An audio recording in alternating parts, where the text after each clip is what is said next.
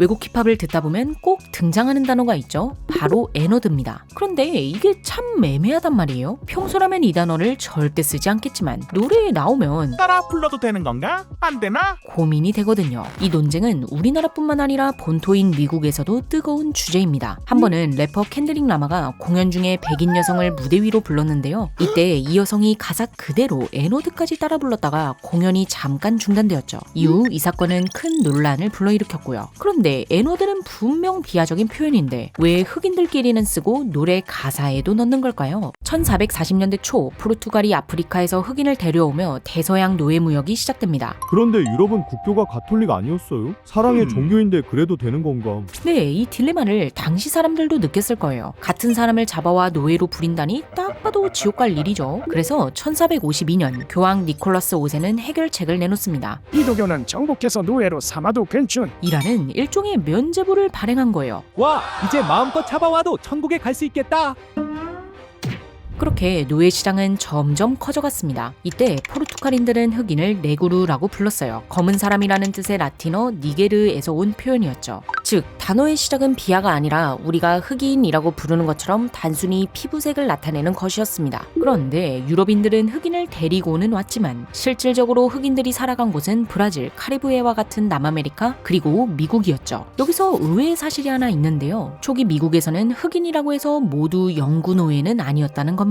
당시에는 유럽 출신의 기간제 노동자와 아프리카 출신 노동자가 함께 노동력을 제공하고 있었거든요. 따라서 일정 기간이 지나면 유럽인들처럼 풀려나는 사례도 있었어요. 그럼 어쩌다가 영구 노예가 된 거예요? 1640년 버지니아에서 일어난 존 펀치 사건이 그 시작이었습니다. 흑인 존 펀치와 계약 노동자였던 유럽계 2명이 함께 도망을 친 건데요. 법원에서는 백인 2명에게 노역기간 추가와 채찍질을 내렸지만 흑인이었던 존 펀치에게는 종신 노역형을 선고한 거예요. 즉 평생을 주인에게 속하게 된 거죠. 이는 미국 최초의 종신노예 판결이자 인종별로 형벌을 달리한 선례가 되었습니다. 이후 다른 식민지에서도 인종에 따라 형벌과 사회적 지위가 나뉘기 시작했고요. 그리고 1662년 버지니아주는 Partus sequitur ventrum. 를 만듭니다. 엄마가 노예면 아이도 노예라는 법인데요. 사실상 법적으로 신분을 고정해버린 거예요. 이를 통해 노예주들은 혼혈아의 신분이나 상속 문제도 해결할 수 있었죠. 그런데 이때까지만 해도 차별은 있었지만 우리의 생각보다는 인종주의가 짙지 않았다고 해요.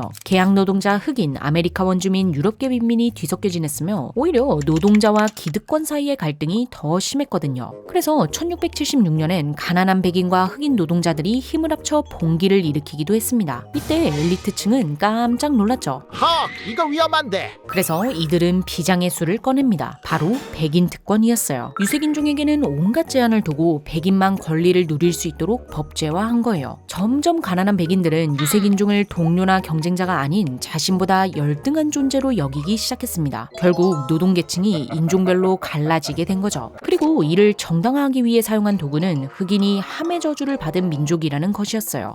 그게 뭐지? 노아의 방주 들어보셨죠? 이 노아가 어느 날 포도주에 취해 벌거벗고 잠들었는데요. 우연히 셋째 아들인 함이 이 모습을 보게 됩니다. 그리고 형들에게 쪼르르 달려가 하하, 아버지 좀 봐. 하고 퍼뜨린 거예요. 형들은 아버지가 부끄러워하실까봐 그 모습을 보지 않도록 뒷걸음질로 들어가 옷으로 몸을 가려드렸습니다. 이후 잠에서 깬 노아는 함이 자식, 함의 아들 가나는 동이 될 것이야. 라고 저주를 내렸죠. 그러니까 자기 손주한테 노예가 될 거라고 저주를 내린 거예요. 다시 돌아와서 당시 백인들은 이 이야기 속 함이 흑인이었다는 해석을 냅니다. 그리고 함은 흑인이었으니 흑인을 노예로 부리는 건 당연해. 라는 논리를 펼쳤죠. 이 얘기는 생각보다 큰 영향력을 가지고 있었던 게 노예제의 옹호설교나 교과서에까지 실리고는 했거든요. 이러한 흐름에서 흑인을 부르는 표현은 이들을 조롱하고 비하하는 욕설로 굳어지게 되었습니다. 당시의 시, 노래, 군가 등에서 이러한 단어들이 경멸적인 표현으로 사용된 것을 확인할 수 있죠. 그리고 여기서 더 나아가 1800년대에는 흑인 비하가 하나의 유행처럼 자리 잡았어요. 특히 백인이 얼굴을 검게 칠하고 우스꽝스럽게 행동하는 쇼가 인기를 끌었는데요. 당연히 이 쇼에서는 N워드가 난무했고 사람들은 이 단어가 나올 때마다 폭소했습니다. 가장 유명한 건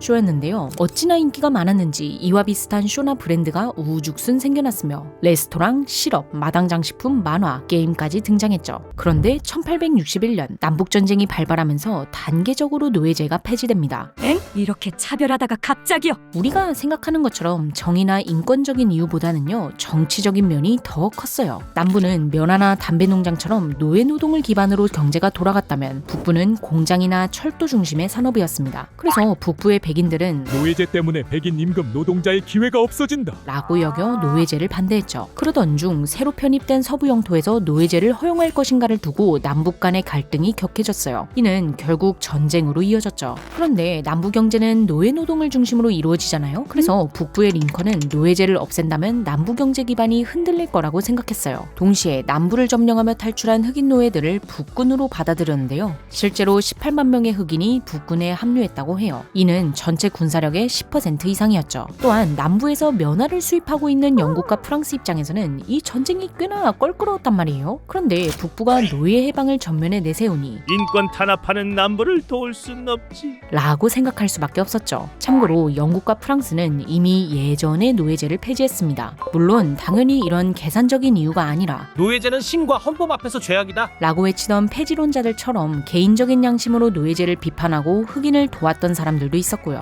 어쨌든 남북전쟁은 북부의 승리로 끝이 났고 1865년에 노예제가 전면 폐지됩니다. 와우 드디어. 그런데 노예제 폐지가 곧 인종평등인 건 아니었어요. 흑인에 대한 노골적인 차별은 그대로였거든요. 대표적인 예시가 블랙호주인데요. 남북전쟁 직후 남부에서 만들어진 이 법은 흑인의 이동, 노동 계약을 제한했습니다. 그럼 북부는 평등했어요. 북부는 1800년대 초반부터 일부 지역에 블랙러라는 비슷한 법이 있었는데요. 남북전쟁 전후에 단계적으로 폐지되었다고 해요. 물론 그렇다고 해서 차별이 없었던 건 아니지만요. 그런데 이들에게 진짜 위협이 된 건 법보다는 폭력이었습니다. 전직 남부 군인들이 결성한 쿠클럭스 클랜, 일명 KKK는 흑인들을 잔인하게 공격하고 살해했어요. 이후 화이트리그, 레드셔츠 등 유사한 단체들이 등장해 흑인이나 공화당 지지자들의 투표소를 습격하거나 학살을 벌였죠. 이런 단체가 아니더라도 백인 군중이 흑인을 집단 린치하거나 공개 처형하는 일은 빈번했습니다. 1882년부터 1968년까지 공식 집계로만 3,446건이 있었다고 하니까요. 그러나 흑인들은 침묵하거나 물러서지 않았습니다. 테러에 맞서 흑인 자치 방위대를 결성하고 캔자스 등 더 안전한 땅을 찾아 새로운 공동체를 세웠죠. 이외에도 시민권 소송, 언론 캠페인, 청원서 등으로 꾸준히 목소리를 높였고요.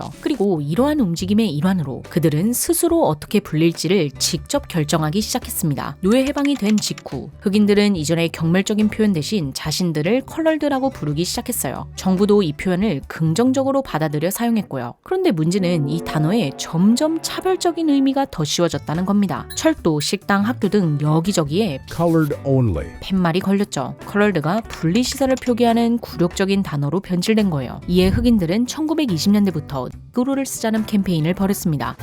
그것도 비하적인 표현 아니었어요? 이 두 단어는 달라요. 이들이 선택한 용어는 첫 글자가 대문자입니다. 영어에서 맨 앞 글자를 대문자로 쓰는 건 고유명사를 나타낼 때예요. 코리안처럼요. 그러니 해당 단어의 앞 글자를 대문자로 나타내는 건 우리는 하나의 민족, 역사, 문화를 가진 사람 집단이다. 를 의미하는 거죠. 그래서 20세기 중반 흑인들이 비폭력 시위를 진행할 때 마틴 루터킹 목사는 해당 표현을 사용했어요. 하지만 1960년대가 되자 블랙이라는 단어가 사용되기 시작해요. 아무래도 이전의 단어는 백인이 만들고 사용했던 것에서 출발했잖아요. 그래서 우리만의 새로운 단어를 만들자 한 거죠. 그리고 1980년대부터는 피부색보다는 출신 지역을 나타내는 아프리칸 아메리칸이 쓰이게 되었고요. 그런데 블랙과 아프리칸 아메리칸에는 한 가지 단점이 있었어요. 너무 공적이라는 겁니다. 정치 슬로건이나 인권 캠페인에 들어갈 수는 있겠지만 친구들끼리 어이 하고 편하게 부를 만한 단어는 아니었거든요. 그래서 이들은 N워드로 서로를 부르기 시작합니다.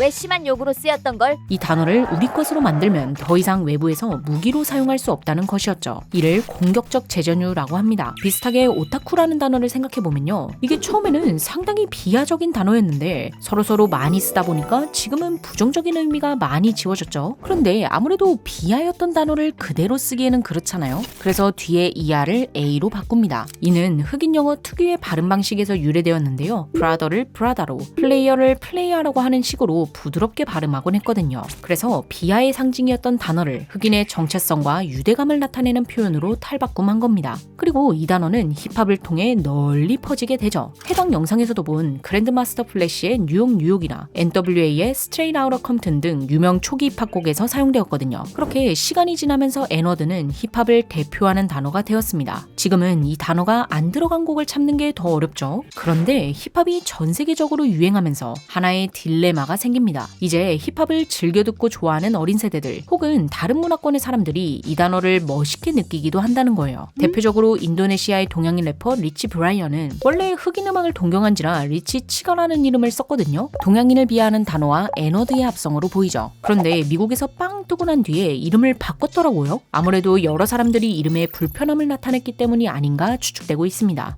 멋있어 보여서 써도 기분이 나쁜가? 헬조선, 오타쿠 같은 단어는 우리끼리 쓰면 괜찮잖아요? 그런데 갑자기 외국인이 헬조선에서 살아남기. 라는 유튜브 채널을 만들거나 머글이 와, 나 완전 오타쿠 같아. 라고 하면 아무리 비하 의도가 없다고 해도 심지어 동경에서 썼다고 해도 열받잖아요. 이처럼 내부자들끼리는 문제 없지만 외부에서 사용했을 때 의도와 상관없이 모욕적으로 받아들일 수 있는 겁니다. 이렇다 보니 요즘에는 흑인 커뮤니티 안에서도 뜻이니까 가사에도 좀 자제하자. 와 우리끼리 자유롭게 쓰지도 못해. 라는 의견이 나뉘고 있더라고요. 여러분은 이 단어의 사용에 대해 어떻게 생각하시나요? 그럼 지금까지 몽구였습니다. 시청해주셔서 감사합니다.